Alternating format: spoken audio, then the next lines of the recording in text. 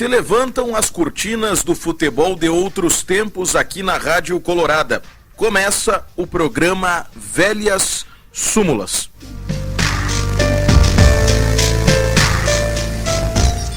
As tardes de campeonato e as noites de Copa.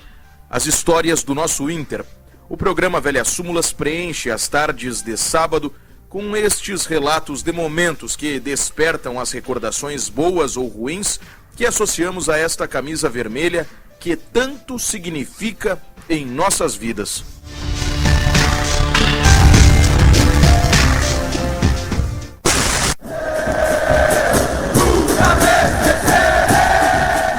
Ano 2010, mês agosto, dia 25, rodada 16 do Campeonato Brasileiro. Avaí versus Internacional no estádio da Ressacada, na cidade de Florianópolis, em Santa Catarina. Aliás, Internacional bicampeão da Copa Libertadores da América há uma semana apenas. O resultado da partida contra os catarinenses foi de vitória colorada por 1-0. O gol foi feito pelo zagueiro Índio. Os 3 pontos fizeram o Inter ser o 5º colocado na tabela de classificação do torneio. A grosso modo, nada de especial envolveu este compromisso, mas um ranking específico sofreu uma alteração importantíssima naquela quarta-feira. Com o gol feito, Índio chegou ao de número 27, convertido com a camisa colorada posta. Com isto, Índio superou Elias Figueroa em relação a gols feitos, assumindo assim a liderança do ranking de zagueiros artilheiros da história colorada. O chileno fez 26. Minuto 9, primeiro tempo. Um fato importante da história do Internacional ganhava espaço nos livros de registros. O narrador Marco Antônio Pereira, da Rádio Gaúcha, relatou assim o gol de Índio contra o Avaí no Brasileirão de 2010. Boa bola para o Alessandro, de calcanhar do Alessandro, para Gleidson, chegou pela direita, cruzou no segundo pau, toque do Índio de cabeça, é gol!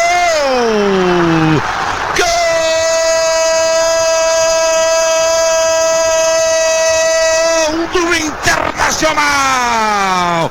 Na jogada genial do Alessandro, ele serviu de calcanhar pela direita para Gleidson, que cruzou na metida no segundo pau. Índio estava no ataque e testou pro fundo da rede. Ele é Índio, forte matador, tá lá marcando o primeiro gol. 9 minutos e meio de jogo, primeiro tempo. A festa é colorada e o torcedor colorado que vive momentos de graça, momentos de muita felicidade, comemora o primeiro gol do jogo aqui na Ressacada. Aberto o placar em Florianópolis, é gol do Inter. Índio, 1 pro Inter, 0 pro Avaí. Treinado por Celso Rotti, o Colorado foi representado em campo por esta formação naquela ocasião. Renan no gol, linha de defesa da direita para a esquerda, formada por Ney, Bolívar, Índio e Kleber, volantes de contenção, Wilson Matias e Gleidson, linha de meias atacantes, Paulo César Tinga, Andrés D'Alessandro e Tyson. No ataque, Rafael Sobis. Reservas utilizados, o meio-campista Derlei e o atacante Leandro Damião.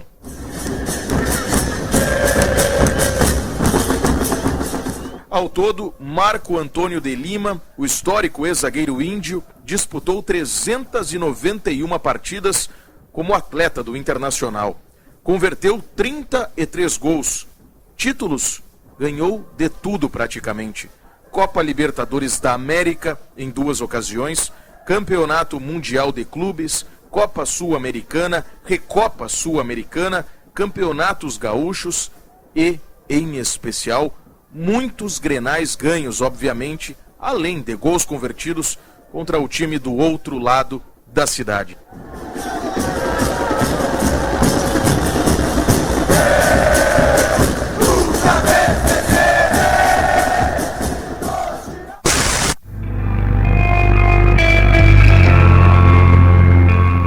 Que seja uma tarde boa a todos e a todas que acompanham a Rádio Colorada neste dia 12 de setembro de 2020, dia no qual vai ao ar a edição de número 18 do programa Velhas Súmulas, aqui na tarde de sábado da Rádio Colorada, a rádio oficial do Internacional. Desde já fica o muito obrigado a quem está acompanhando a programação da rádio mais colorada de todas.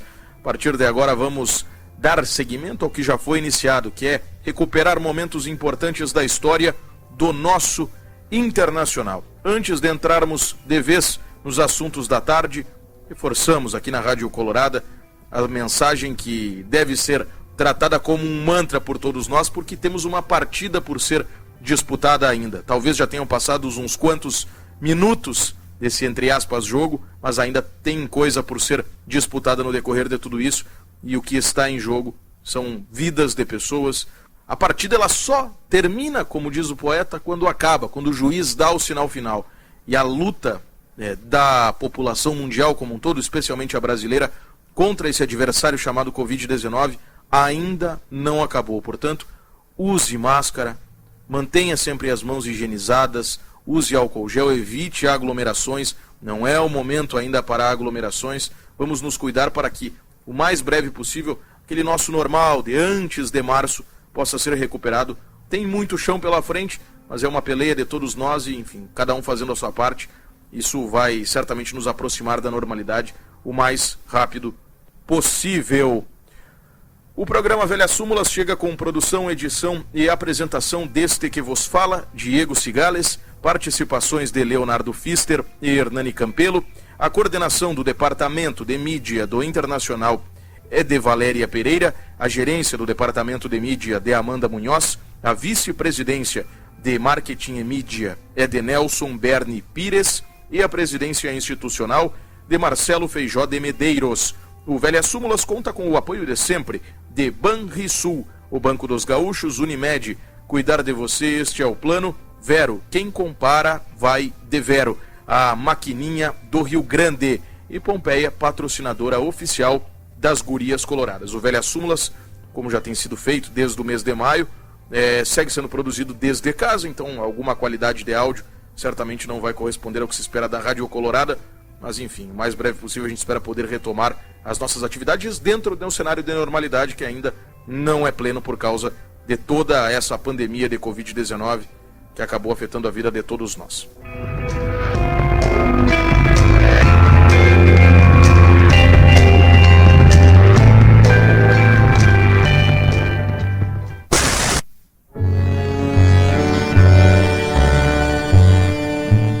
Programa Velhas Súmulas da Rádio Colorada, nesta tarde de sábado. Contato é com o ex-zagueiro colorado, Aloísio Pires Alves, jogador que representou sempre da melhor forma a camisa do Inter, deu voltas olímpicas importantes com a camisa colorada e, bom, ganhou o mundo por onde passou, acabou conquistando coisas importantes e deixando boas recordações a torcedores também de outras instituições. Aloísio, antes de mais nada, o programa Velhas Súmulas, a Rádio Colorada, te agradecem pela disponibilidade, pela gentileza de conversar conosco e já queria aproveitar e saber como é que o amigo tem passado por esse momento. Boa tarde, seja bem-vindo mais uma vez à Rádio Colorada.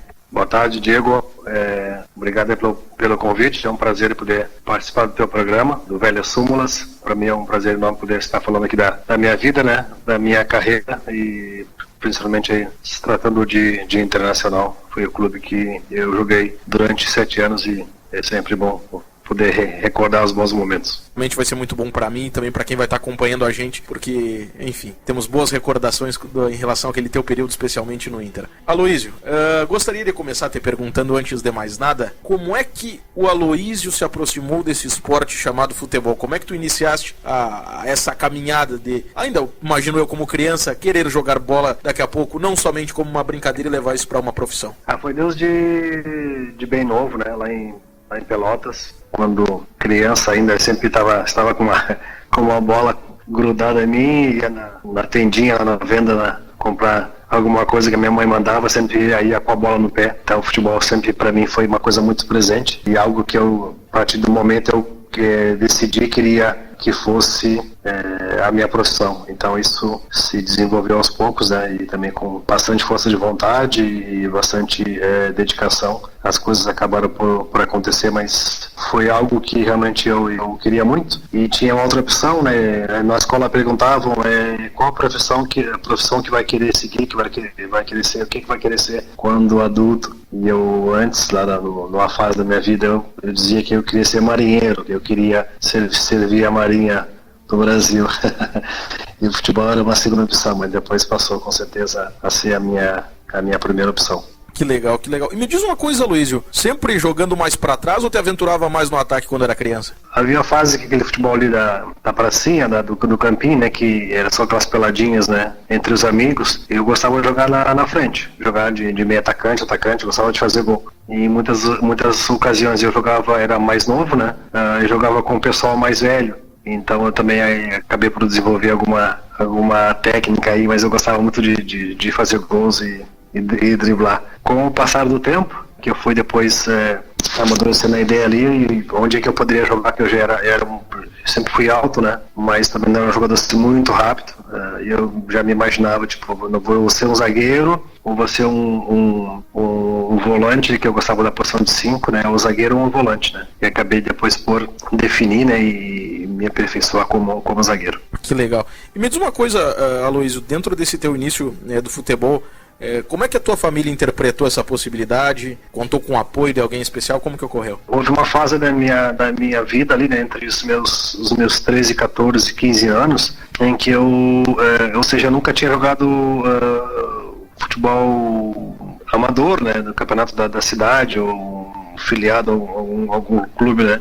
Jogava com os meus amigos ali no bairro, nos campinhos. Então aquele futebol pelada mesmo, né? Nada organizado, que tinha que cumprir ordens e a parte tática, essas coisas, né? E eu comecei a treinar, a fazer teste ali no Brasil de Pelotas, que eu morava nessa fase perto do clube, só que havia uma concorrência muito grande, eram muitos jogadores, e para fazer um teste, uma avaliação para poder jogar ali 10, 15 minutos era muito difícil, porque tinha muita gente. E eu fui algumas vezes e muitas vezes não entrava, e às vezes treinava um pouquinho só, não tive assim a oportunidade de mostrar, né? E foi uma fase que eu tinha que definir, na verdade, né, onde é que eu ia jogar, se era zagueiro ou se era volante. Então a coisa era mais rigorosa e mais séria, né? E eu treinei umas 4, 5 vezes no Brasil, mas sem estar no grupo, né? Então houve uma fase ali da minha vida que eu estudava e eu tinha que trabalhar, não trabalhava, e minha mãe me pressionava, me cobrava, né? Que eu já era bem grande e eu só estudava. Então em uma semana, na verdade, eu costumo dizer que a minha vida mudou, né? Porque tive assim quase para desistir, né? Porque eu meio que perdi a motivação de não poder treinar e só entrar um pouquinho. Então eu numa semana eu decidi ir treinar no Pelotas, que era o rival, né? Fiz uma avaliação, fiz um treino no Pelotas, acho que numa segunda-feira, me pediram para voltar na quarta-feira, e nessa semana mudou o treinador que era do Brasil, foi pro Pelotas, né, que era do Pelotas, acabou por voltar ao clube que ele tinha treinado, e o Brasil ficou sem treinador, né? Tô falando naquela época era infanto, né? O infanto juvenil, né? Não tinha os juniores, né? O juvenil já era os juniores hoje. Então eu treinei por insistência, né? Não vou desistir, vou tentar mais uma vez. Naquela semana mudou o treinador e eu fiz um treino na minha posição como zagueiro, e me saí bem, né? Fui bem. Acabei por me firmar na posição como infanto, né? E fiquei titular. Depois as coisas aconteceram naturalmente. Perfeito, Aloysio. Bom, e me diz uma coisa, como é que ocorreu depois essa tua passagem do contexto de Pelotas? Como é que ocorreu essa chegada ao Inter, Aloysio? Eu gostaria que tu relembrasse pra gente. Então, nessa fase de Brasil ali, comecei a treinar com o pessoal, né? Nós disputávamos uma liga ali da cidade, né?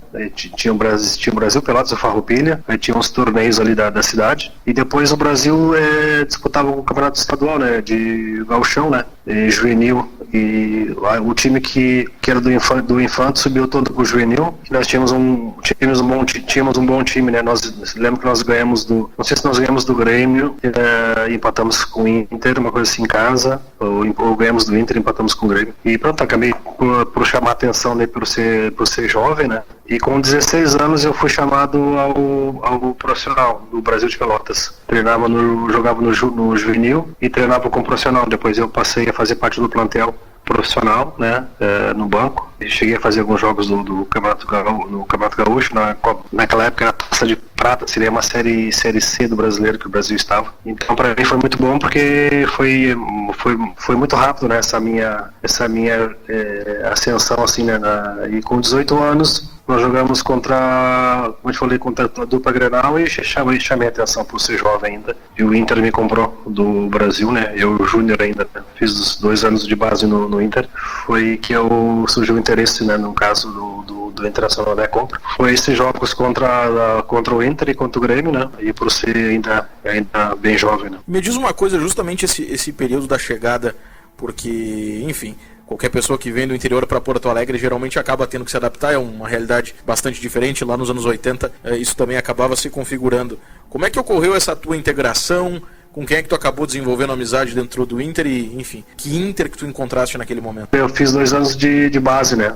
A minha vinda do Brasil para o Inter foi juniores, né? Para mim a adaptação não foi difícil pelo fato de já estar jogando no plantel profissional, né? E jogar nos juniores, mesmo sendo internacional, para mim o impacto não foi tão grande e me ajudou bastante com certeza a minha adaptação. Depois encontrei jogadores ali também que estavam buscando seu espaço nos juniores, né? No caso do Tafarel, que tinha chegado depois, o próprio Luiz Carlos Vinck, Dunga, o Otávio, tinha o René, tem vários que também estavam buscando esse espaço no time, né? Depois essa minha ascensão aí a equipe principal, né, que foi em 84, né, meu primeiro ano como profissional, e foi o ano que eu comecei a jogar. E o treinador era o Otacílio Gonçalves, foi o que apostou, não só em mim, né, em outros jovens que eram da base do Inter, né, da formação do Inter, no caso Pinga, eu, Ayrton, Balalo. Aí tive a chance no profissional já com 22 anos, né, e no gauchão, e as coisas começaram a acontecer. Obviamente que tinha jogadores já estavam no plantel do Inter, no profissional mais antigos, André Luiz, o Gilmar Rinaldi, o Mauro Galvão, o Silvinho, então, jogadores que já faziam parte do plantel e que nos ajudaram bastante a adaptação também. Perfeito. Bom, tu acabaste formando dupla de zaga naquele período com gente importante, tinha André Luiz, tinha Mauro Galvão. Essa participação com jogadores com uma rodagem desse tamanho já e até com, enfim, toda a qualidade que tinham, de que maneira isso acabou impactando para ti e até nessa inserção na equipe de cima, Aloysio? É importante porque eram jogadores que já tinham um nome, né, já tinham conseguido coisas importantes, no caso do Mauro Galvão, o próprio André Luiz, tinham sido campeões brasileiros, né? Tinha uma bagagem, jogadores com realmente uma imagem no clube e importantes, né, na equipe e também como líderes, né, como líderes que eram capitães. Essa ajuda, esse apoio, né, a mensagem que eles passavam pela sua experiência, com certeza que nos ajudou e que me ajudou bastante, né, a me adaptar, no caso, no clube, né, com um histórico muito grande e com uma grande responsabilidade, que é o Internacional. Então a cobrança realmente era muita, né, e principalmente para um jogador de defesa, né, onde o Inter sempre teve grandes zagueiros, então era realmente uma grande responsabilidade, mas eu sempre fui uma pessoa bem tranquila, muito confiante no meu trabalho, né, aquele que eu desempenhava, e obviamente que eu aprendi muito com esses jogadores. Eu digo que o Mauro Galvão era a minha referência a nível de desarmes, né, os carrinhos que fazia sempre ganhando a bola, né, para mim aquilo ali era uma coisa assim muito especial, e assim, eu achava que era uma arte, né, muito grande. Eu acabei por desenvolver porque eu também jogava pro lado esquerdo e não era um canhoto, né, o Mauro Galvão também. Então era uma arma, né, os carrinhos que o Mauro Galvão fazia, e eu ao longo da minha carreira desenvolver isso, e para mim era espetacular, porque era algo que eu tinha aprendido com um cara que me ensinou bastante. participar de grandes partidas como acabou acontecendo, jogar o Clássico Grenal, disputar uma primeira divisão. Como é que isso tudo foi processado pela tua cabeça, encarar daqui a pouco um Beira-Rio cheio? Você tem que estar preparado, né? Psicologicamente, principalmente, porque jogar com o estádio cheio, diante de uma torcida que é muito exigente, e olhar para trás, né, o histórico, né, dos atletas, dos jogadores que jogavam na mesma posição, aquilo que eles conseguiram, aquilo que eles ganharam, né? E essa importância, né, que é o resultado e as boas atuações e a responsabilidade, né, de estar vestindo uma camisa que tem peso, né, tem um peso enorme. Eu, com o tempo, né, fui conseguindo assimilar isso, né, e rapidamente assimilei, né, porque eu vinha de uma equipe que tinha torcida pouca, né, mas muito vibrante, né, a minha é das mais vibrantes aí do Brasil, que é do Brasil de Pelotas, e muito exigente, logicamente não se comparando a do Inter em números e de torcedores, né. Procurava aprender, procurava conhecer e também ver a reação do torcedor, né, não somente quando se marcava um gol, mas também quando se errava, quando se falhava, quando se perdia, entendeu? Então acho que eu consegui esse equilíbrio e conhecer um pouquinho também o meu torcedor, né, torcedor colorado, né. Acho que entendi um pouco aquilo que eles sentiam, também ajudou a essa adaptação, né, essa identificação com o clube, né, e as coisas acabaram por acontecer de uma forma natural. Me diz uma coisa, desse período em que tu participaste da base, dos times de base do Inter e do time principal, qual foram os companheiros que tu acabou desenvolvendo mais amizade nesse período? Com quem é que tu dividia a concentração, por exemplo? Conheci muitos jogadores, né, que foram meus colegas nos juniores, né, que estavam lá comigo, que fizemos essa travessia, essa trajetória aí de juniores para o profissional. Como eu falei, o Dunga, o Luiz Carlos Vinck, Tafarel, que chegou depois, o Ayrton, Fraga, Balalo, que era, principalmente o Ayrton, que era de Porto Alegre, mas morava na consideração Pinga, que depois, né, fizemos dupla durante bastante tempo.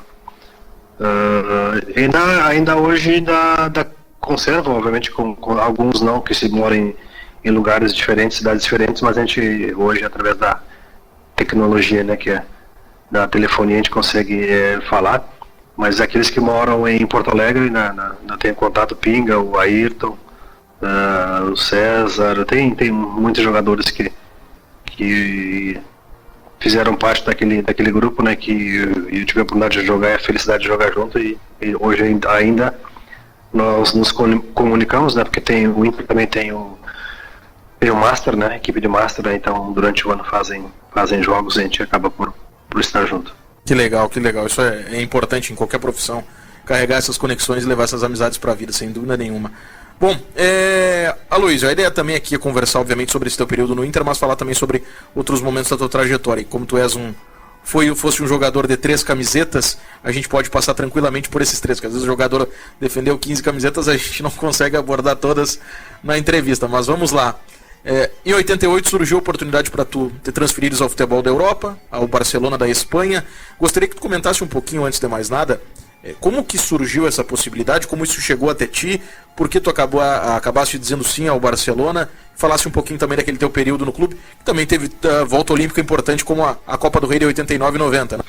O Barcelona acho que veio num momento certo da minha carreira. Eu saí com 25 anos, né?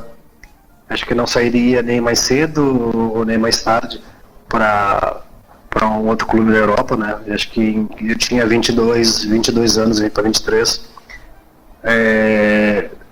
Houve uma proposta, uma proposta, né, que eu não soube, né, se realmente foi feita uma proposta financeira, né, se pediu um valor, e havia um clube francês, né, que naquela época um representante estava aqui vendo os jogos do Inter, acompanhando, e estavam me analisando, né, mas não, eu era muito novo. Acho que no meu primeiro ano de profissional o Inter não aceitou o negócio. Acho que o Barcelona veio no momento certo, já estava com alguma maturidade. Logicamente que jovem ainda ia aprendendo sempre, né? E acho que o que despertou foi, na verdade, um torneio que nós fizemos na Escócia, em que nós fomos convidados, e a equipe anfitriã, que era o Glasgow Rangers, eu fiz um jogo de apresentação no verão, né, em julho, se não me engano. E era o Glasgow Rangers, o Inter, a Real Sociedade da Espanha e o Ajax de Amsterdão. Eram os quatro times do torneio. Nós eliminamos o time da casa, né, no primeiro jogo, nos pênaltis, e fomos à final com o Ajax. Nós ganhamos 2-1 esse jogo. E o Ajax já tinha uma grande equipe. O treinador era do Cruyff, Johan Cruyff, falecido. E ganhamos o torneio. Eu fiz um excelente jogo. E aquelas coisas, né, que a gente às vezes nós estamos ali defendendo a camisa do nosso clube. É um torneio, mas a gente quer ganhar, éramos jovens, né? E realmente fizemos um grande jogo e ganhamos do Ajax. Acho que passado um ano e pouco, o Cruyff foi apresentado no Barcelona como treinador. E eu, consequentemente, né, estava na seleção de 88, né, seleção que foi disputar as Olimpíadas de Seul.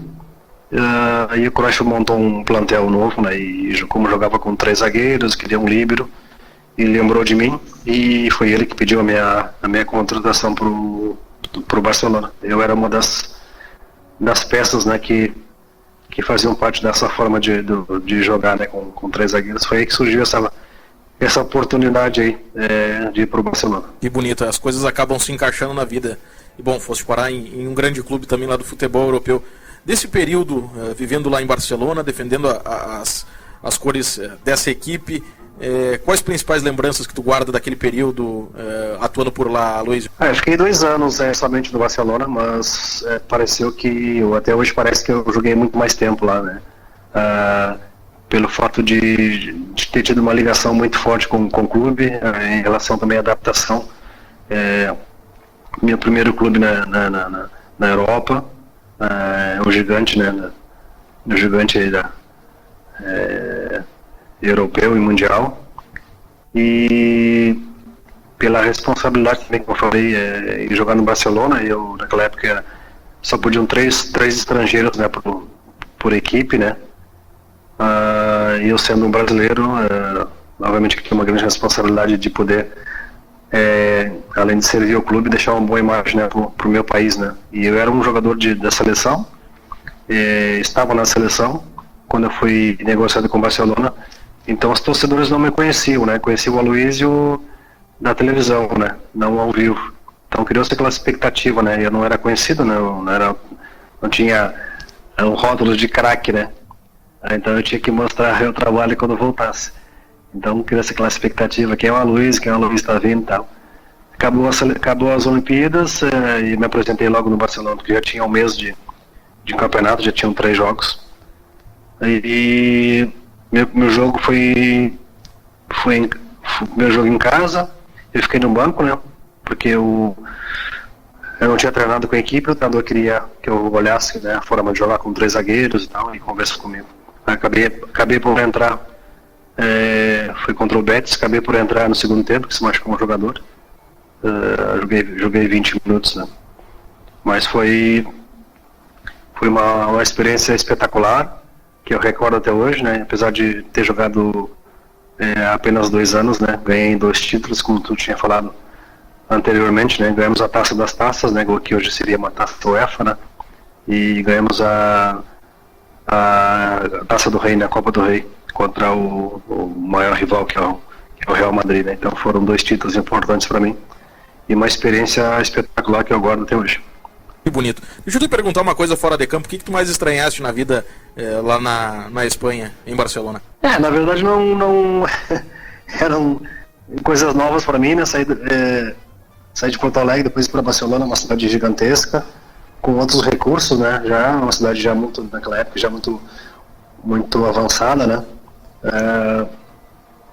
Então eu tinha que me adaptar, né, ao lugar, à cidade, e conhecia um pouquinho da cidade, da cultura também, a própria língua, né, o espanhol lá falam catalã. No vestiário com os meus amigos tinha jogadores que eram bascos, jogadores catalãs, então tinha um pouquinho de tudo ali, mas a maioria falava o espanhol. Depois também acabei por aprender a língua, né, e me adaptar ali que era necessário. e também conhecer um pouquinho da cultura do país, né, da cidade, né, propriamente Barcelona, que é a sua língua própria, né. O pessoal é muito, um pouquinho fechado, assim, né, para um estrangeiro, mas depois que eles ganham a simpatia, né, que eles gostam, eles é um povo muito, muito acolhedor, e são muito divertidos, e são pessoas muito, muito sinceras, né. Tenho amigos em Barcelona até hoje, né, e realmente foi uma grande experiência. E a gente pegava no carro e tinha que comer fora e conhecer os lugares, né, e quando tinha folga, acho que também é uma forma de conhecer um pouquinho da cultura, né, conhecer a cidade e, na verdade, se adaptar, né, fazer parte dessa cidade. Acho que foi o que eu tentei fazer. Luiz, até me corrija se eu estiver errado, por favor.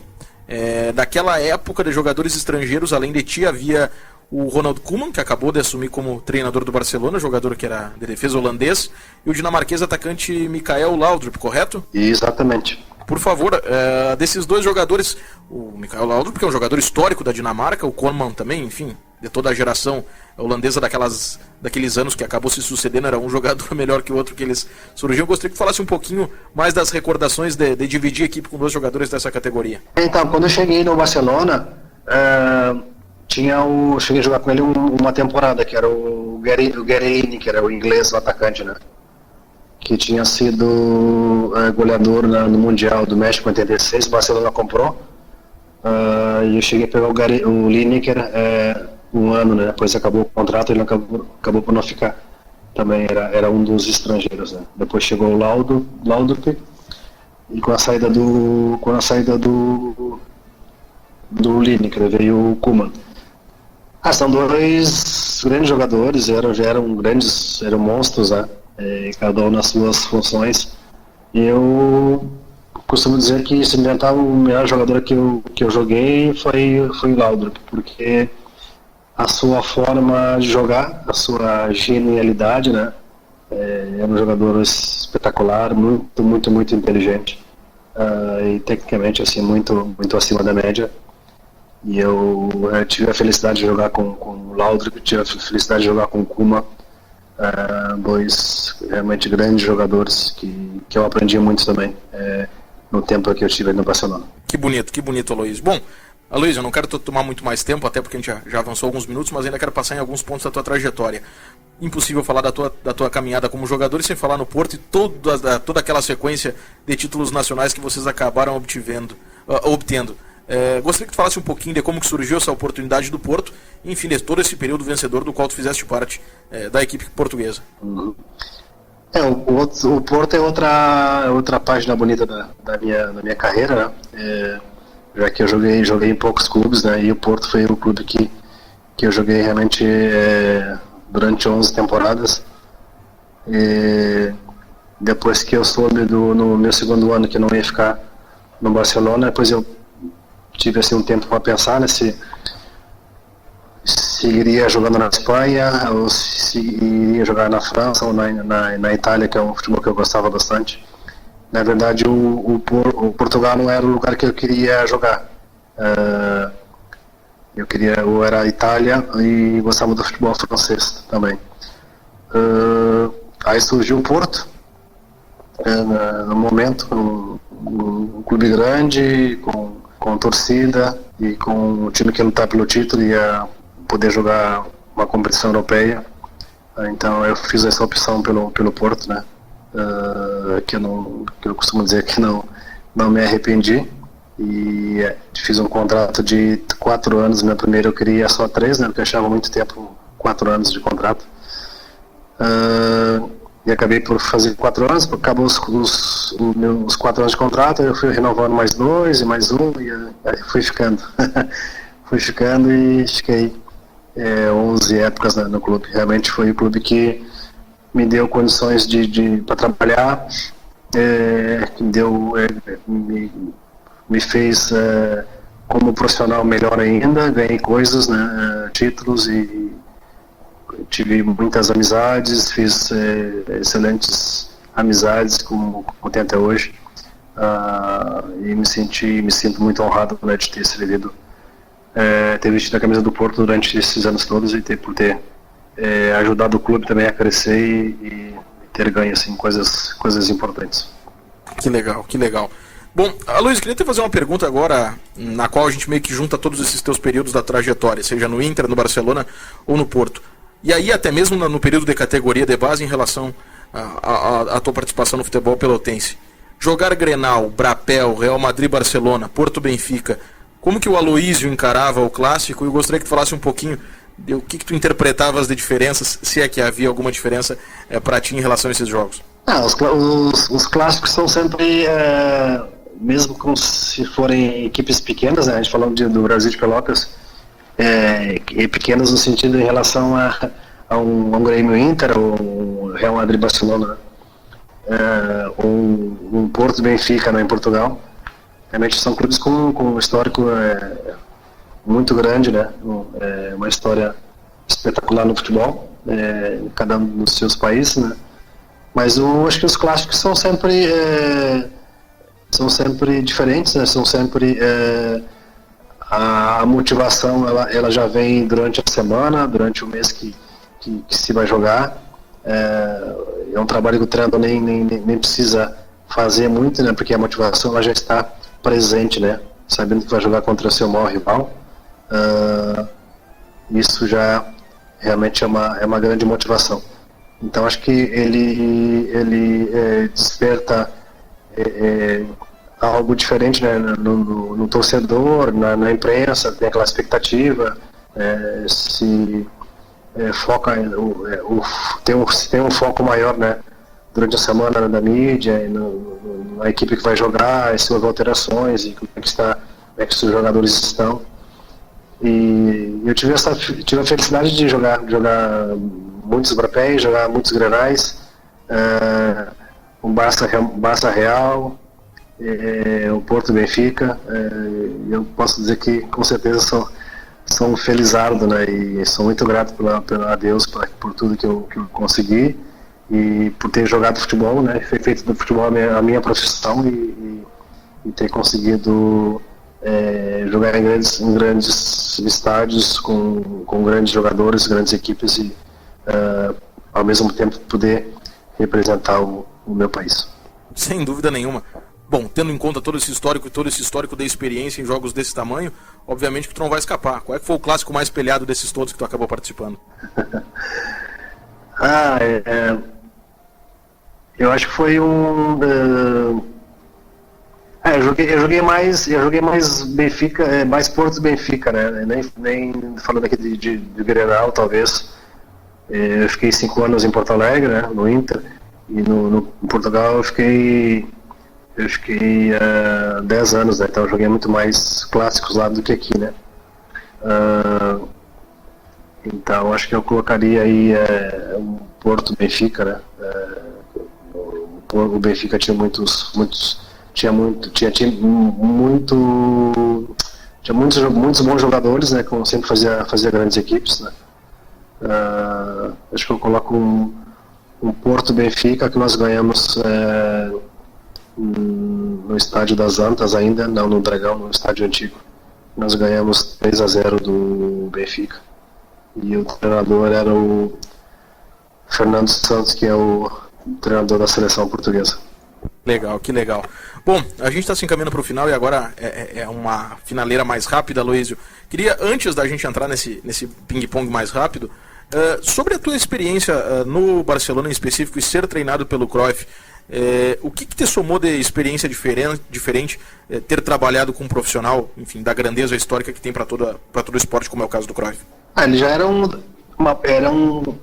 cara com uma forma de pensar diferente, né? E quando jogava nós víamos isso, né? Ele foi um grande craque, um dos considerados os melhores jogadores do mundo, se não o melhor. Então acho que ele transmitia essa forma dele ser para o campo, para o treino, né, para os jogadores, né?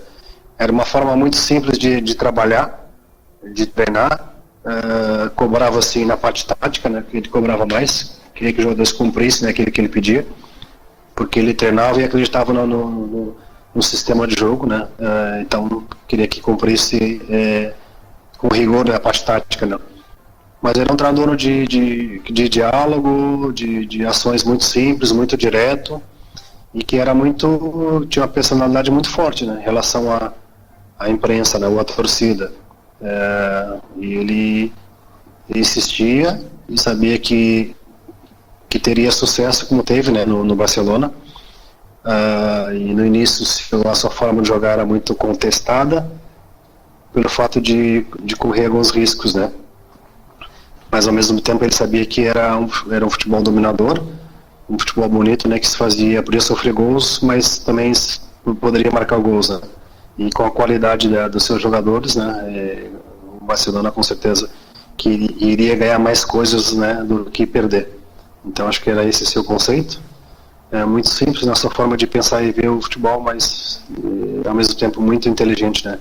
Como lia o jogo, como via o adversário e nas suas opções táticas também. Estava muito à frente no seu tempo já, naquela época. Que legal, que legal. Bom, Aloysio, a gente apontando agora para a reta final. Me diz uma coisa, de maneira até meio direta. Qual foi o companheiro de zaga que mais encaixou com o Aloysio? Olha, eu joguei com muitos jogadores, né? Alguns mais tempo do que outros. Eu não podia deixar, eu sempre falo, não podia deixar de colocar o nome do Pinga como meu parceiro. Aqui no Inter, né, nós jogamos bastante tempo juntos, até a sua lesão, em 86, né, naquele fatídico Grenal. E eu coloco o seu Pinga como meu parceiro. Éramos diferentes, né, mas nós nos encaixávamos muito bem, até pelo fato de ter jogado antes na base, né? Então nós já nos conhecíamos muito bem, então já parecia que que não precisava, como se costuma dizer, não precisava olhar assim pro lado, né? Porque cada um já sabia o que fazer, entendeu? Então era muito fácil jogar com Pinga, realmente. E depois em Portugal eu joguei com o Jorge Costa, que era um português, né, que hoje é treinador, que era a formação do clube, e era um dos capitães, né? Joguei acho que 4 anos com ele lá. E foi um jogador que eu também melhor me dei, assim, me adaptei bem, e formávamos uma dupla bem sólida.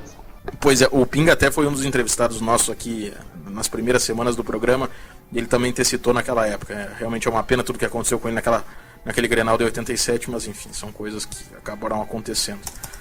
Bom, Aloysio, tu meio que citaste o Laudrup mais cedo em relação dos jogadores que mais te encantaram, né, que, enfim, tu mais admiraste vendo jogar, mas falando de companheiro de treino e também desse teu período de jogador, e de times adversários que tu enfrentaste ou seleções, quem é que foi o atacante que mais te incomodou a vida? Aqui no Brasil, eu coloco o Lima, né, que jogou no Grêmio, atacante, que tinha jogado no Corinthians, porque era um jogador muito rápido, né, um jogador de tipo tecnicamente assim muito evoluído, mas era um jogador que finalizava muito bem. Então ele dos 10 metros ele era muito rápido, né? Então um jogador que aparecia muito bem na área e finalizava muito bem, né? Era um jogador simples, né, de processo, né, mas estava sempre bem posicionado e era um jogador bastante difícil de marcar. Aqui, falando de Sul, né, na época que eu joguei muitas vezes com ele, né. Obviamente que joguei contra o Romário, depois foi meu colega na seleção, que era um monstro, né? Um jogador muito difícil assim, de marcar. E em Portugal, eu coloco como um jogador bem complicado lá, era o João Vieira Pinto, que era um jogador do Benfica, que era bem complicado marcar esse jogador, porque também era muito inteligente, finalizava bem e tecnicamente muito acima da média, né? Um jogador que dava bastante trabalho. Que legal, que legal. Agora eu quero te fazer uma que engloba tanto o teu período lá de criança, quando ainda eras apenas um jovem que sonhava, quem sabe, entrar no futebol, incluindo todo o teu período de jogador, e esse pós-carreira de atleta. Quem foi o jogador que, olhando presencialmente ou pela TV, que mais te encantou dentro de campo? Olha, eu admirava muito, e era tipo o meu modelo, né, de jogador, já que eu era um zagueiro, Gostava muito do Luizinho, que jogou no Atlético Mineiro, que era da seleção brasileira, né, de 82, né? Depois jogou no Sport. É um jogador que eu admirava muito pela sua forma de jogar, um zagueiro que não batia, né? Era muito, muito, muito técnico, jogador espetacular. Era um jogador que eu gostava muito de ver jogar.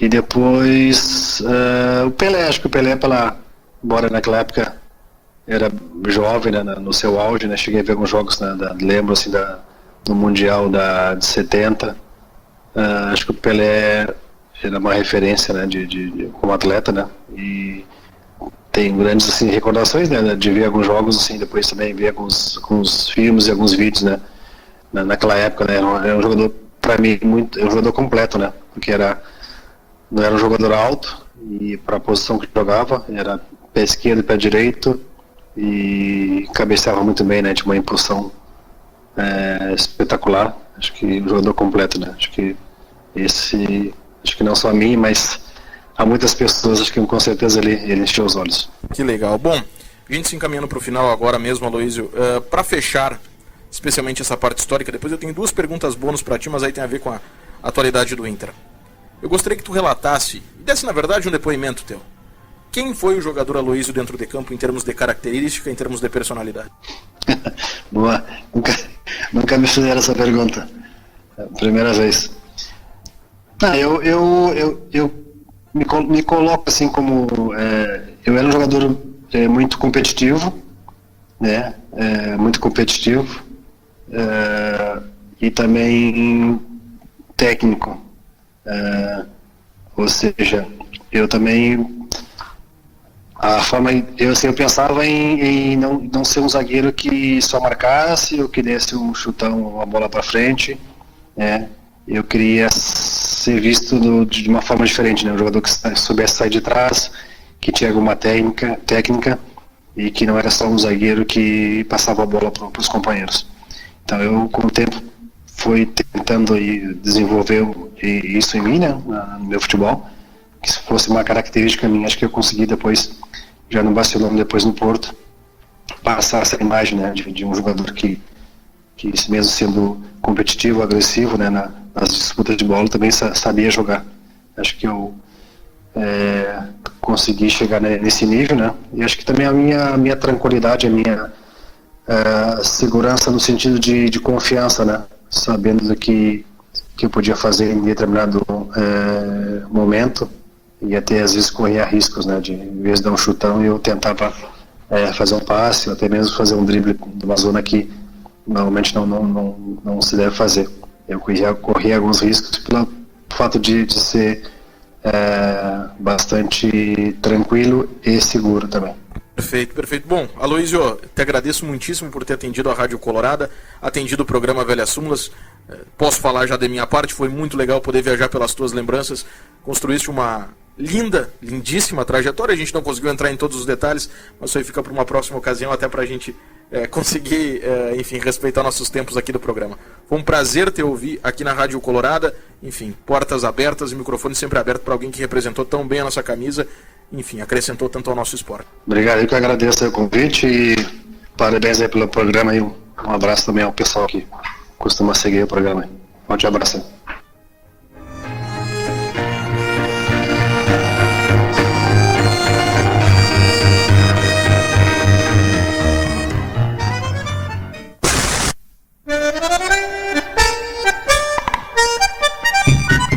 Programa Velhas Súmulas, na tarde deste sábado, faz o contato agora com o jornalista da Rádio Colorado, Hernani Campelo, e grande pesquisador sobre a história do Inter, para dentro do quadro Fatos Alvirrubros, resgatarmos o que de mais importante aconteceu nos últimos 7 dias da história do Inter, que completou o aniversário ao longo desses últimos 7 dias.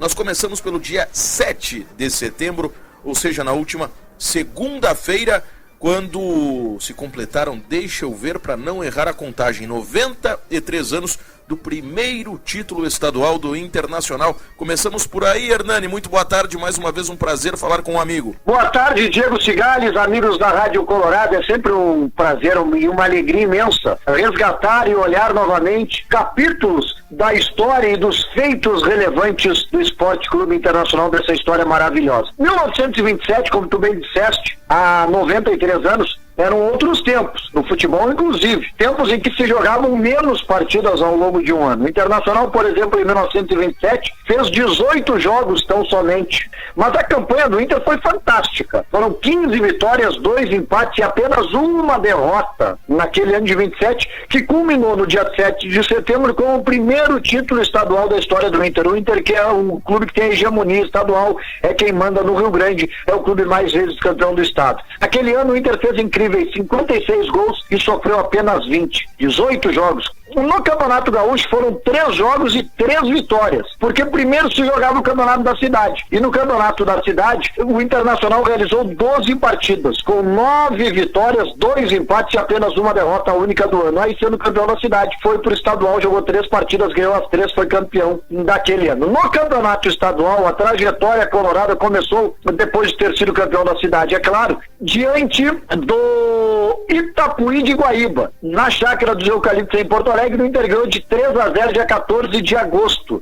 Aí foi campeão da primeira região metropolitana. Aí foi jogar contra o Nacional de São Leopoldo, que tinha ganho o confronto diante do campeão da Serra. E contra o Nacional de São Leopoldo, na Chácara dos Eucaliptos em Porto Alegre, o Internacional, no dia 24 de agosto, ganhou por 4-1. 2 gols do Veiga, um do Neném e um do Rossi. E aí se credenciou para decidir o título estadual com o campeão de Bagé, da Fronteira e da Metade Sul. O Grêmio Bagé tinha ganho o Campeonato Municipal de Bagé, tinha ganho o confronto contra os clubes também de Rio Grande e Pelotas e os clubes lá da Fronteira Oeste, Uruguaiana, Livramento. Então vinha credenciado por ser o campeão de toda a Metade Sul, que era um futebol, até hoje é forte, mas era um futebol especialmente fortíssimo na primeira metade do século passado, e era uma região muito rica também, economicamente, era a parte mais forte economicamente falando do estado do Rio Grande do Sul, e se refletia dentro de campo com grandes equipes em Pelotas, em Bagé, em Rio Grande, em Livramento e em Uruguaiana, especialmente nesta cidade. Mas naquele 7 de setembro de 1927, o Grêmio Esportivo Bagé, o Jaldinegro da Rainha da Fronteira, veio a Porto Alegre decidir o título com o Inter, mas não deu pro Grêmio Bagé. O Inter ganhou por 3-1, o jogo foi realizado no estádio da Baixada, que pertencia ao Grêmio Futebol Porto Alegrense, onde hoje fica um canto do Parque Moinhos de Vento, bem na descida da Rua Mostardeiro. Quando desce a lomba da Mostardeiro, ali ficava o estádio, bem na baixada da lomba ficava o estádio da Baixada. E à esquerda, onde hoje é a grande parte do Parque Moinhos de Vento, ficava o hipódromo Jockey Clube do Rio Grande do Sul. Mas então o Internacional ganhou do Grêmio Bagé 3-1 com Luiz Moller do gol, Meneghetti e Grant, Ribeiro, Lampinha e Paulo Malotasso, Veiga, Barros, Ross, Miro e Nenê. O técnico era o Eudalberto Mendonça. O Inter ganhou por 3-1, como eu disse, com gols de Barros 2 vezes e Nenê, intercampeão gaúcho. Uma grande campanha em 18 jogos, 15 vitórias, 2 empates, uma derrota naquele ano de 1927. Lindíssima, ficha completa do primeiro título estadual do Internacional.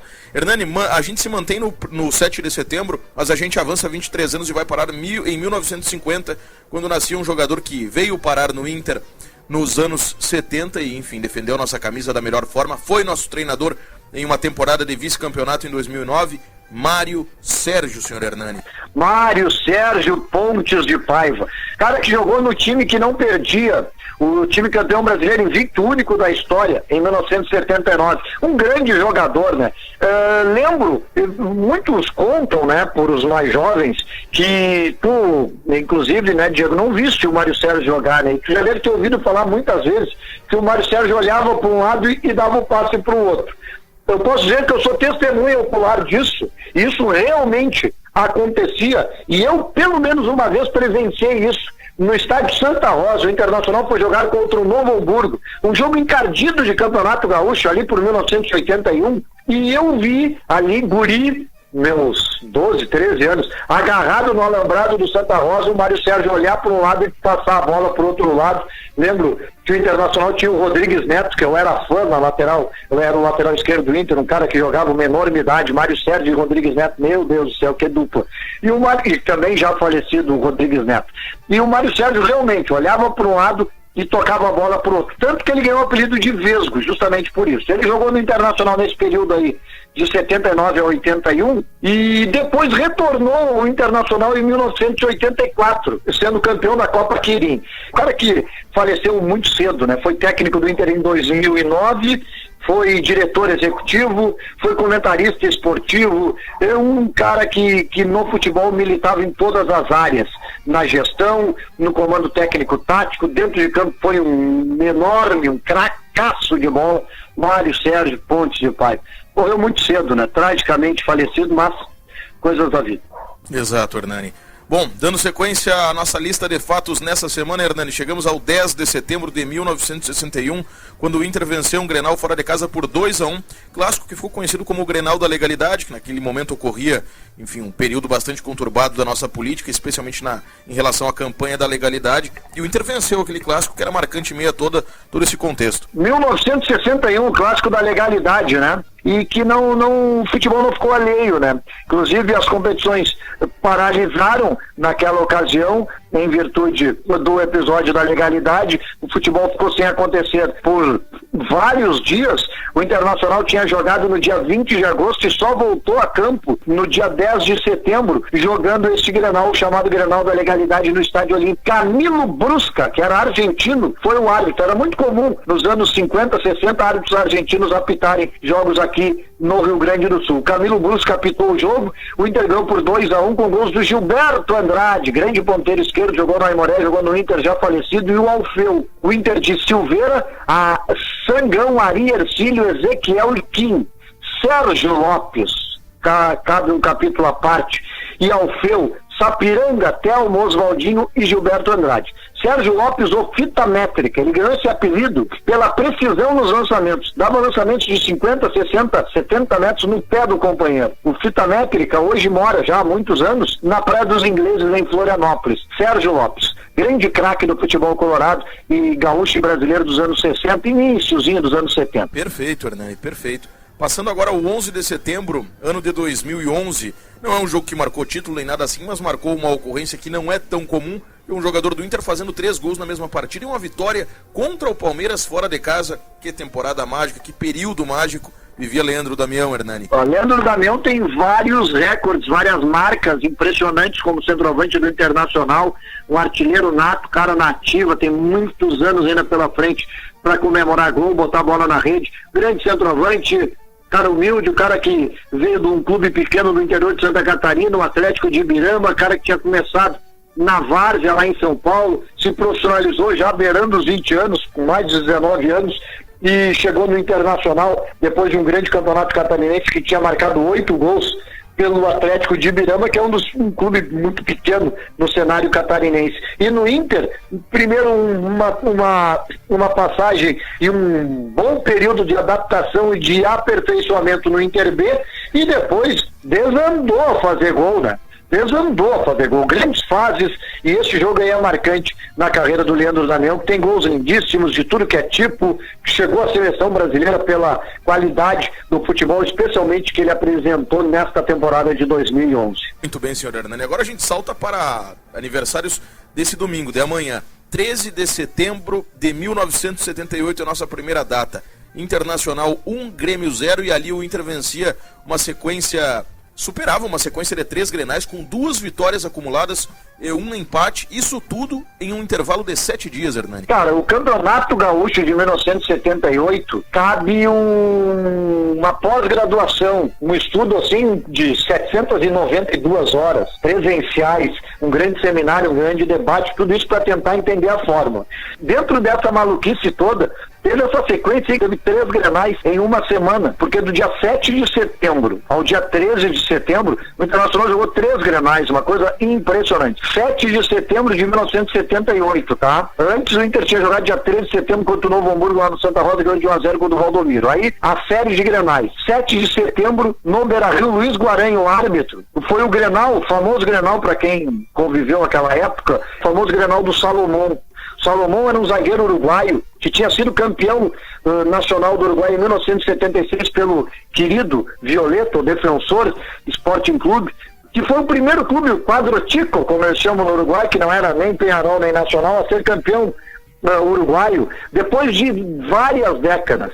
Ele chegou no Inter com o cargo, com o fardo de substituir Dom Elias Ricardo Figueroa Brander, um cargo pesado, não tenha dúvida, um dos maiores zagueiros da história do futebol mundial, e estava muito bem. Só que jogou pouquíssimas partidas no Inter, porque neste Grenal de 7 de setembro de 78, fatídico Grenal, apenas com 8 minutos de partida, o Everaldo, um atacante inexpressivo do time adversário, acabou numa entrada forte, para sermos corretos e educados com as palavras como devemos ser, que fez uma fratura muito séria na perna do Salomão, quebrou, teve uma fratura profunda demais, muito séria para a época. A medicina não era tão avançada como hoje, e o Salomão nunca mais voltou a jogar. Inclusive ele era pretendido já da época para voltar ao futebol uruguaio para o Peñarol, mas o Internacional estava o segurando porque ele era titular absoluto da equipe. Fraturou a perna ali, nunca mais jogou futebol o zagueiro Salomão. O Inter, naquele fatídico 7 de setembro de 78 no Beira-Rio, ganhou o jogo por 1-0, gol do Enchetinha, ponteiro esquerdo formado no Celeiro de Ases. Gasperim, Lúcio, um lateral direito que veio de Santa Catarina, Salomão, Paulo Marcos, que veio do Goitacás de Campos para o Inter, e o João Carlos, jogando improvisado na lateral esquerda, ele que seria o lateral direito campeão brasileiro invicto em 79. O meio-campo, Falcão, Tonho e Cléo Hickman. Na frente o Mica, ponteiro direito revelado no Celeiro de Ases, Reinaldo e Enchetinho. O técnico era o Cláudio Roberto Pires Duarte. Com a lesão violenta do Salomão, o zagueiro Larry entrou em seu lugar a 8 minutos de jogo na zaga colorada. E no decorrer do segundo tempo, o Santos, ponteiro esquerdo, entrou no lugar do Enchetinha. Inter 1, Grêmio 0. Aí no dia 10 de setembro, 3 dias depois, lá no Olímpico, 2-2, Valdomiro e Falcão, os gols do Inter. E repare na escalação que eu vou ler agora, Diego Cigales e ouvintes da Colorado, que já naquela época, em virtude do acúmulo de jogos e dessa sequência louca de 3 grenais em uma semana, entre 7 e 13 de setembro, o técnico colorado Cláudio Roberto Pires Duarte, o Claudião jovem, na época, teve que mesclar a equipe. Veja só que no Grenal de 7 de setembro os ponteiros, por exemplo, foram Mica e Anchieta, já no outro Grenal entrou o Valdomiro. Mas enfim, 2-2, 10 de setembro de 78, Gasperim, Lúcio Beliato, André Luiz e Jorge Tabajara, Caçapava, Batista e Falcão, Valdomiro, Luiz Fernando e Jair. O Internacional com um quarteto no meio campo, quarteto maravilhoso, Caçapava, Batista, Jair e Falcão, Valdomiro e Luiz Fernando, Cláudio Roberto Pires Duarte. O Santos entrou no time no segundo tempo, 2-2, os gols do Inter, Valdomiro e Falcão, um time diferente ao que jogou o Grenal anterior. E aí 3 dias depois de novo, no dia 13 de setembro, no Beira-Rio, Inter 1-0, gol do Tonho, Inter de Gasperim, Lúcio Larry, André Luiz Jorge Tabajara, Falcão, Jair e Tonho, Valdomiro, Luiz Fernando e Anchieta. No final do jogo entrou o zagueiro Roberto Festenseifer no lugar do Enchetinha. Cláudio Roberto, o técnico, gol do Tonho, intercampeão de um dos turnos daquele campeonato maluco, Gauchão de 78, que o Inter seria campeão em dezembro, num Grenal épico com 2 gols do Valdomiro, ganhando 2-1 e levantando o título no Estádio Olímpico. Que senhora aula de história, Hernani, por favor, contexto mais do que perfeito. Grande Francisco Salomão, destacado por ti. Nós aproveitamos o gancho dele e passamos a um outro uruguaio. Nascimento de Diego Aguirre, que faz aniversário nesse domingo, ex-jogador e ex-treinador do Inter, completa 55 anos, ele que atualmente treina o Al Rayyan do Catar. Diego Aguirre, atacante, jogava pelo lado esquerdo do ataque, centroavante, jogou no Internacional, a Libertadores da América de 89, era muito bom jogador, inclusive eu estava lá no Estádio Centenário como torcedor do Inter em 1989, abril, se não me falha a memória, março, abril, enfim, e o Diego Aguirre fez um dos gols da vitória do Inter, 2-1 sobre o Peñarol, e em respeito ao Peñarol, clube que o formou e o clube do seu coração, ele não comemorou o gol. O Inter ganhou de 2-1. Diego Vicente Aguirre Camblor tá fazendo aí aniversário, 55 anos, o Diego Aguirre. Começou, inclusive, não foi no Peñarol, foi no Liverpool, o clube lá do Belvedere, do estádio Belvedere, estádio histórico, antiquíssimo do futebol uruguaio, onde pela primeira vez a seleção uruguaia usou o uniforme celeste. Depois foi pro Peñarol, pra Fiorentina, pro Olympiacos e aí chegou no Inter. E jogou 88, 89 no Inter, depois foi vendido pro São Paulo e aí seguiu sua carreira portuguesa, Peñarol, Independiente, Marbella, lá da Espanha, Danúbio, no Desportivo Faz, lá da América Central, o Temuco do México, o River Plate, o Rentista. Terminou sua carreira de futebolista, de jogador em 1999. Um excelente jogador. Não era um craque, não era um fora de série, mas era muito bom atacante, o Diego Aguirre, que depois treinou o Inter com grande participação em 2015, na minha modesta opinião, foi tirado muito cedo do comando do Internacional. Se tivesse ficado, acredito que a história do Inter naquele biênio teria sido bem diferente, mas não tem bola de cristal. Assina embaixo, Hernani, fica no exercício da imaginação. La Fiera, Aguirre, como era conhecido nos tempos de jogador. Hernani, agora fazendo a substituição, entra o torcedor, sai o pesquisador / jornalista. Na lateral esquerda do Inter de todos os tempos do Hernani, quais jogadores aparecem? Falei de um aí que poucos colorados citam, e eu sou muito fã, era muito fã, já faleceu agora recentemente, há 1 ano, 2 anos, o Rodrigues Neto. Cara, o que jogava esse cara é uma enormidade. Foi um grande lateral do oriundo do futebol carioca, do Botafogo. Jogou em outros clubes do Rio, jogou no Inter, jogou na Argentina, jogou na seleção brasileira. Um grande jogador. Cláudio Mineiro, um tremendo lateral esquerdo. Daniel da Costa Franco, um tremendo lateral esquerdo, para falar os que eu vi jogar, né, de mais tempo. E mais recentemente, Jorge Wagner e Kleber. Acho que temos 5 laterais aí maravilhosos entre 1975 e 2020, que é o período que eu lembro bem de jogos de futebol que eu posso falar que eu vi jogar, que eu acompanhei. Por favor, senhor Hernani, por favor. Hernani, como sempre, um prazer. Aula de história sobre o Inter encerrada, com, entre aspas, professor Hernani Campelo. Até uma próxima, Hernani. Obrigado, amigo Diego Cigales. Sempre um prazer falar dessas histórias do Internacional, relembrar, contar a história e colocar pitadas do que a gente viu, do que a gente acompanhou dessa forma epidérmica, com esse tudo que é o Esporte Clube Internacional na vida de todos nós.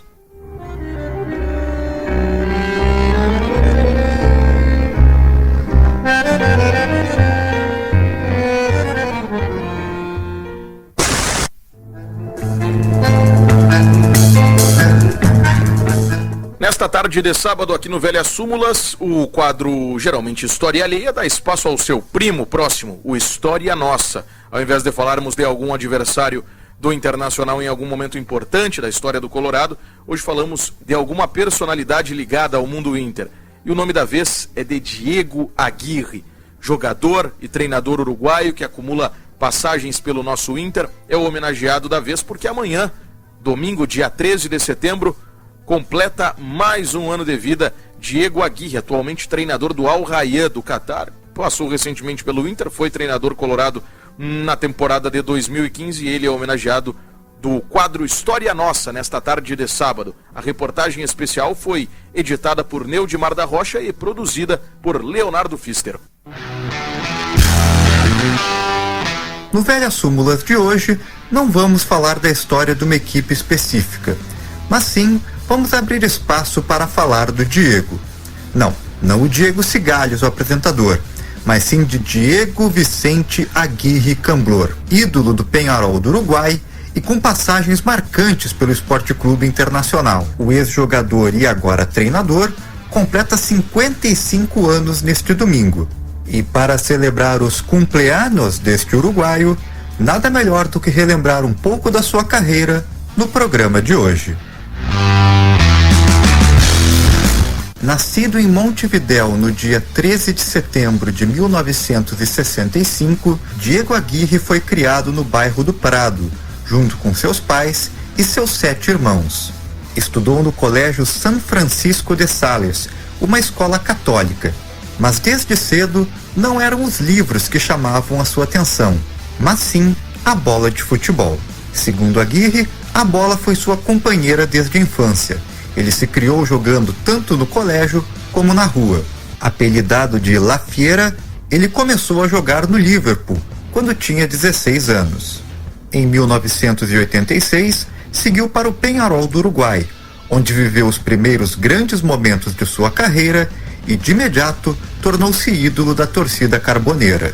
Logo em sua primeira temporada, conquistou o título do Campeonato Uruguaio, mas a maior glória viria no ano seguinte. Em 1987, a equipe de Montevidéu chegou à final da Copa Libertadores da América. O adversário era o forte time do América de Cali. No primeiro jogo disputado na Colômbia, vitória do América de Cali por 2-0. No duelo da volta, os colombianos até saíram na frente, mas Diego Aguirre empatou a partida e Jorge Vilar decretou a virada dos uruguaios. No jogo desempate disputado em 31 de outubro de 1987 no Estádio Nacional em Santiago, La Fiera viveria um dos momentos mais importantes de sua vida. Na prorrogação, o duelo estava empatado em 0-0, resultado que dava o título para o América de Cali. Mas no último minuto, Diego Aguirre invadiu a área e marcou um dos gols mais importantes da história do Peñarol e um dos mais icônicos da Copa Libertadores. Sacó Valencia, sube Viera, viene para el bomba Diego, se va Diego, tira.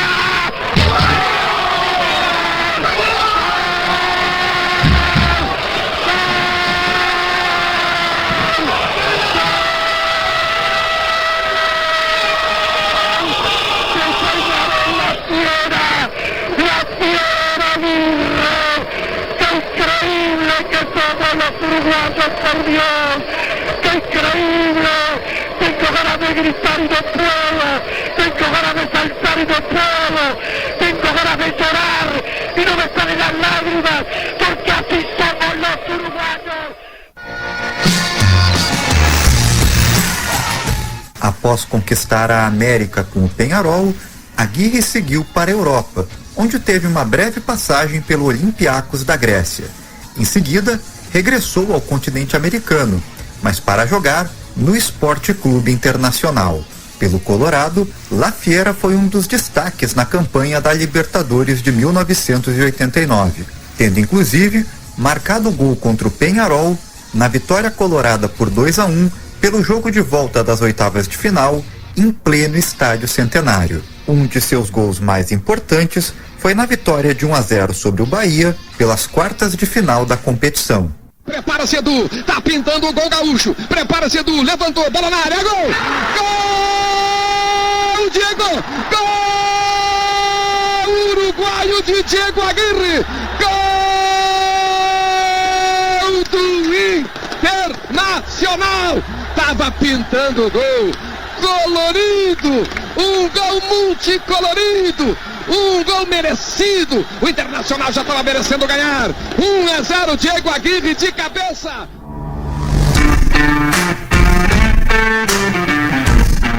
Depois de deixar o Internacional, Aguirre seguiu para o São Paulo, onde ficou até 1992, quando retornou para o Peñarol. La Fiera também teve passagem pelo Independiente da Argentina e atuou por equipes da Espanha, El Salvador e Chile antes de voltar para o Uruguai e encerrar a sua carreira como jogador pelo Rentistas em 1999.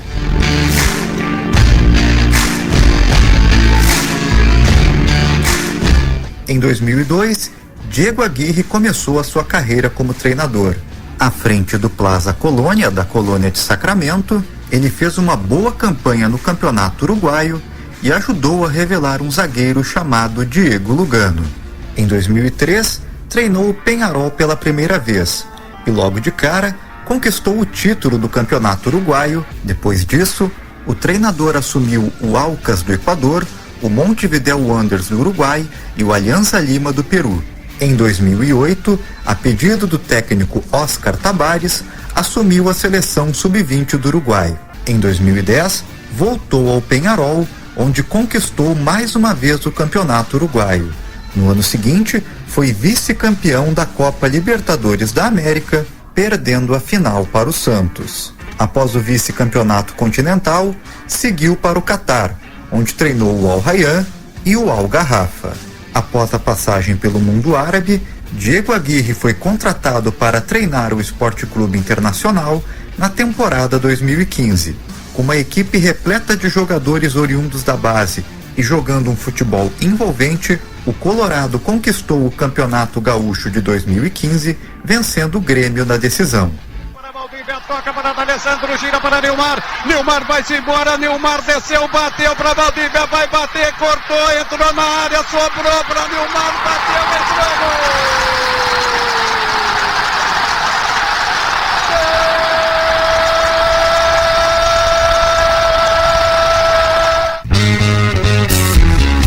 O Inter ainda faria uma grande campanha na Copa Libertadores, chegando até a semifinal do torneio.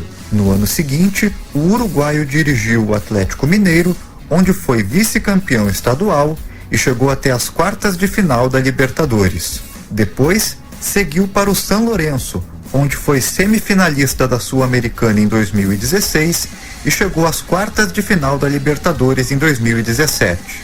No ano seguinte, assumiu o São Paulo. Sob seu comando, o tricolor paulista terminou o primeiro turno do Campeonato Brasileiro na liderança. Entretanto, o time perdeu o rendimento no segundo turno e o treinador acabou deixando a equipe. Hoje, Diego Aguirre dirige o Al Rayyan do Catar.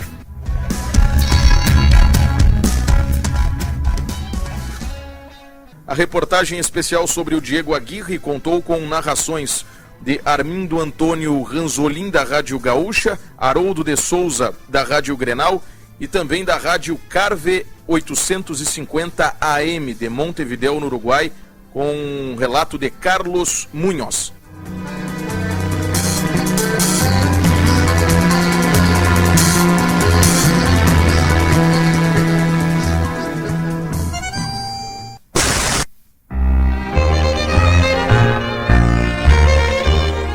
O espaço dedicado à literatura, aqui no programa Velhas Súmulas, nesta tarde de sábado, faz a leitura do texto A Magia Imperdoável, de Eduardo Galeano, texto este que integra o livro Fechado por Motivo de Futebol, impresso no Brasil pela editora LPM, material este que contou também com tradução de Eric Nepomuceno, Sérgio Faraco, Hernani Só, Marlo Vassef e Janine Mogendorf. Portanto, vamos à leitura de A Magia Imperdoável, de Eduardo Galeano. Este texto foi escrito no contexto da Copa dos Estados Unidos, disputada em 1994.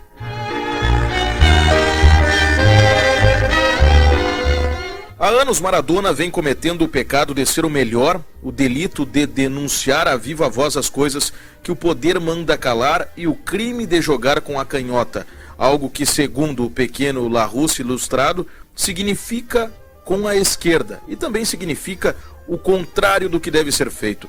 Maradona nunca tinha usado estimulantes para multiplicar o corpo, nas vésperas de suas partidas.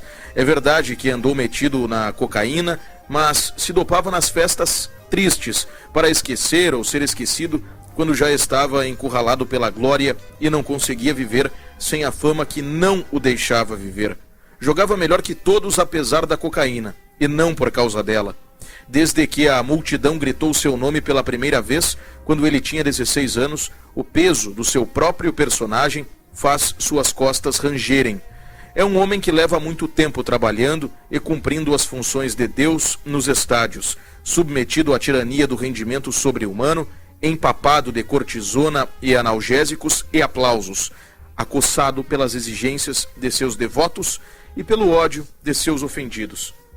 O prazer de derrubar ídolos é diretamente proporcional à necessidade de ter ídolos. Anos atrás, na Espanha, quando Goicoechea bateu nele por trás e sem disputa de bola e deixou Maradona fora dos campos por vários meses, não faltaram fãs que levaram em andor o culpado desse homicídio premeditado. E mundo afora sobrou gente que celebrou a queda do insolente argentininho morto de fome, intruso no cume do mundo, charlatão, estrepitoso e de mau gosto. Depois, em Nápoles, Maradona foi Maradona, e São Genaro se transformou em São Genarmando. Nas ruas eram vendidos santinhos da divindade de calção, iluminado pelo halo da Virgem ou envolta no manto sagrado do santo que sangra. E também eram vendidas garrafinhas com lágrimas de Berlusconi. Fazia 70 anos que o Nápoles não ganhava um campeonato, cidade condenada às fúrias do Vesúvio e à derrota eterna dos campos de futebol. E graças a Maradona, o obscuro Sul pôde vencer o branco Norte que o desprezava. Campeonato atrás de campeonato, na Itália e na Europa. Cada gol era uma revanche da história. Em Milão, odiavam o culpado de tanta afronta, e ele era chamado de presunto com cachos. E não apenas em Milão. No Mundial de 1990, a maioria do público castigava Maradona com saraivadas de vaias cada vez que ele tocava na bola, e a derrota argentina diante da Alemanha foi celebrada como uma vitória italiana.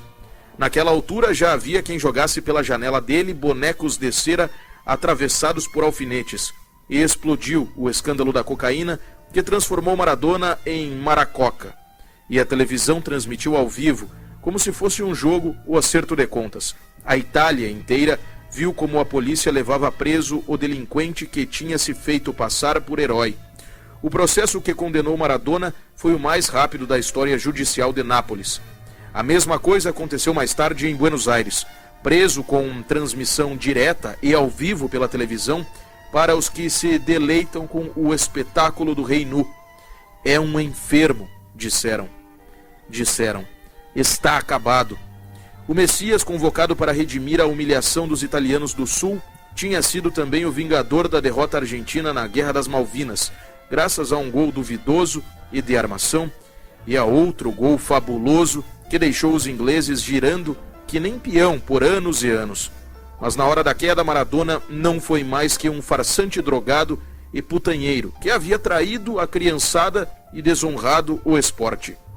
E até um fabricante de opinião, que o tempo fará esquecer num instante, conseguiu se dar o luxo de dizer que o inesquecível Maradona fazia com que ele sentisse pena. Maradona fazia com que ele sentisse pena. E Maradona foi dado como morto. Os mesmos jornalistas que o perseguiam com microfones o acusavam, naquele tempo como agora, de falar demais. Não faltava a eles, como continua não faltando, razão. Mas isso não era, nem é, o que não podiam perdoar nele. Na verdade, não gostam do que ele fala porque, quando fala, Maradona é tão incontrolável como quando joga. Esse baixinho teve e tem o costume de disparar golpes para o alto, para cima. No México e nos Estados Unidos, na Copa de 1986 e na de 94, foi dele a voz mais forte a denunciar a ditadura da televisão, que pôs o futebol a seu serviço e obriga a haver jogos ao meio-dia debaixo de um sol capaz de derreter pedregulhos. Maradona foi e continua sendo o homem das perguntas insuportáveis. Será o jogador o mico do circo? Por que os jogadores não conhecem as contas secretas da FIFA, a toda poderosa multinacional do futebol? Por que não se pode saber quanto dinheiro suas pernas produzem? Por que jamais os jogadores foram consultados pela FIFA na hora de tomar decisões? Por que as regras do futebol mudam sem que os jogadores possam dar nenhum pio? Josef Blatter, burocrata do futebol que jamais chutou uma bola, mas anda em limusine de 8 metros e com chofer negro, limitou-se a responder: o último astro argentino foi Di Stéfano. Maradona ressuscitou e estava sendo outra vez de longe o melhor deste mundial. Mas a máquina do poder tinha feito dele um jurado de morte. Ele cantava, certeiro, o que estava por vir. E isso tem seu preço.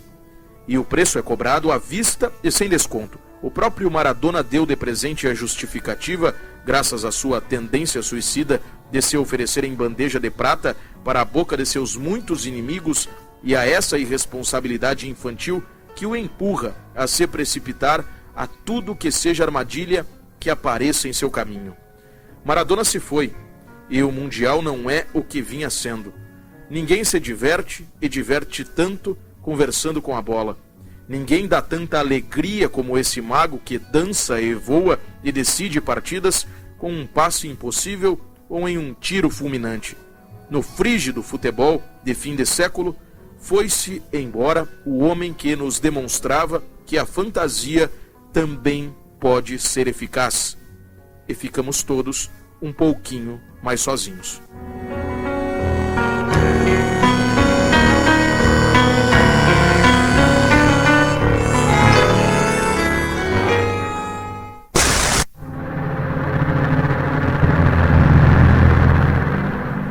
A edição de número 18 do programa Velhas Súmulas vai se despedindo. A entrevista com o ex-zagueiro Aloísio em breve estará disponível para ser reescutada nas seguintes plataformas.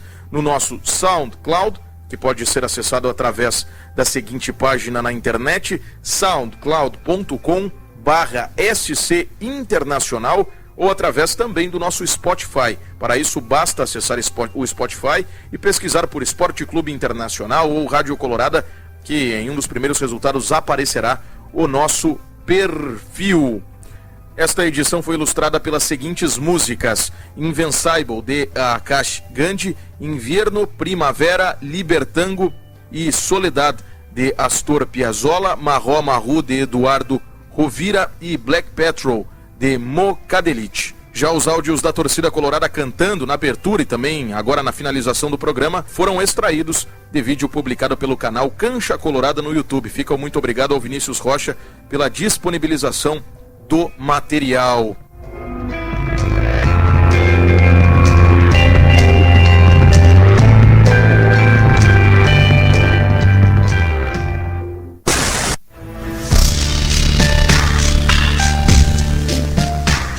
O programa Velhas Súmulas é isto: história do nosso Inter. A dose de nostalgia que oferece a voz alvirrubra, que é a Rádio Colorada, nas tardes de sábado. Temos muitos ontens para revisitar e aqui, neste espaço, é sempre isto que faremos. Antes do Velhas Súmulas finalizar a viagem desta tarde pelas recordações coloradas, é momento para folhearmos mais uma vez a enciclopédia da história do Internacional. E para quando vamos?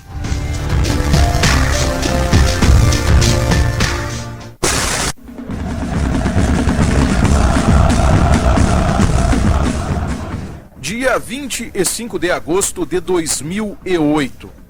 Noite para fazer algo que o mundo Inter está acostumado: eliminar o Grêmio em competição eliminatória.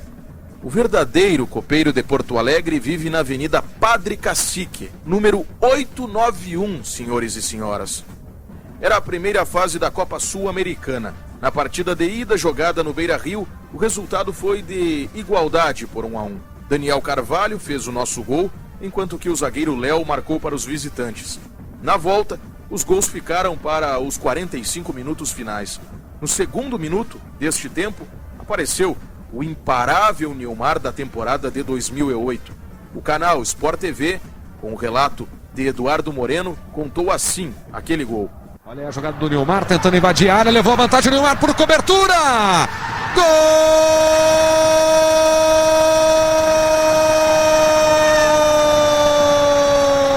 do Internacional!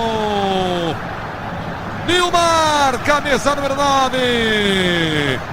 Logo aos 2 minutos do segundo tempo, marca um belo gol para o Internacional. Invadindo a área e com tranquilidade, categoria, tocando por cobertura na saída do Marcelo Groy. 1 para o Internacional, 0 para o Grêmio. Minuto 25. Apareceu o zagueiro viciado em marcar gols, especialmente no clássico Grenal, em romper as redes dos azuis. Carvalho, ídolo internacional, né? Foi pro CSKA da Rússia e volta ao futebol brasileiro, pro Internacional de novo. Cruzamento, toque de cabeça! Gol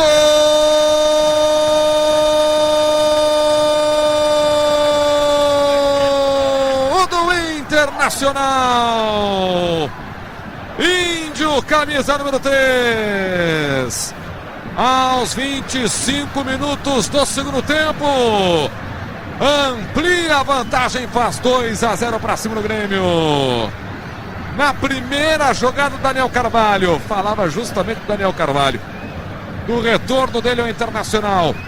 Acabou de entrar no jogo, dominou, levantou na cabeça do Índio, que tocou de cabeça. Bola para a rede, o Inter faz 2-0 no Grêmio. Os atacantes Edson Pereira e Soares, ao final do jogo, marcaram os gols de empate do time local. Mas a quantidade de gols feitos como visitante marcaram a diferença. Inter classificado às oitavas de final da Copa Sul-Americana de 2008.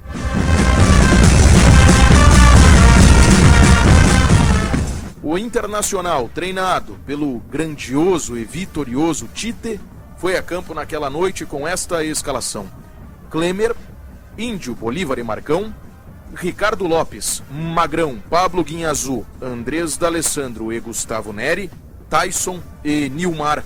Entraram desde o banco de reservas o volante Edinho, além dos meias atacantes Andrezinho e Daniel Carvalho.